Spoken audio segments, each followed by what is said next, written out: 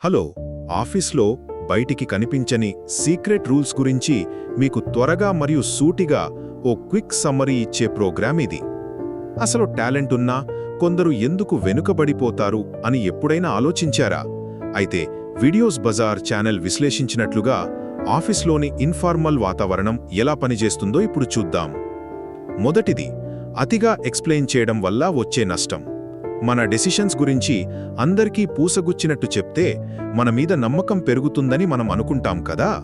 కానీ నిజానికి పదే పదే మన పని గురించి అలా ఎక్స్ప్లెయిన్ చేస్తుంటే వీళ్ళకి కాన్ఫిడెన్స్ లేదేమో అని పక్కవాళ్లకి మీ సామర్థ్యం మీద డౌట్ వచ్చేస్తుంది తెలుసా. ఇక రెండవది, అందరి ముందు తప్పులు సరిదిద్దడం. మీ దగ్గర కరెక్ట్ ఇన్ఫర్మేషన్ ఉన్నా సరే నలుగురిలో ఒకటి తప్పును పాయింట్అవుట్ చేస్తే వాళ్ళు చాలా అవమానంగా ఫీల్ అవుతారు. దీనివల్ల ఆఫీస్లో జరిగే ముఖ్యమైన ఇన్ఫార్మల్ డిస్కషన్స్ నుండి వాళ్ళు మిమ్మల్ని నెమ్మదిగా దూరం పెట్టేస్తారు.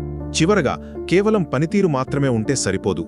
ఎగ్జామ్స్లో బాగా రాస్తే పాస్ అయినట్లు ఆఫీస్లో బాగా పనిచేస్తే ప్రమోషన్ వస్తుందనుకోవడం పెద్ద పొరపాటు. ఎందుకంటే ఆఫీస్లో ముఖ్యమైన డెసిషన్స్ అన్నీ కేవలం ఫార్మల్ మీటింగ్స్లోనే కాదు, ఆ మీటింగ్స్ మధ్య జరిగే క్యాజువల్ పరిచయాల్లో కూడా జరుగుతాయి. కాబట్టి కేవలం పనికే పరిమితమైతే ముఖ్యమైన నెట్వర్కింగ్ అవకాశాలను మనం పూర్తిగా కోల్పోతాం. ఒక్క మాటలో చెప్పాలంటే ఆఫీస్లో మీ సక్సెస్ అనేది మీరు చేసే పనిమీదే కాదు, అక్కడ కంటికి కనిపించని సోషల్ రూల్స్ని మీరు ఎంత స్మార్ట్గా అర్థం చేసుకున్నారో అనే దానిపైనే ఆధారపడి ఉంటుంది.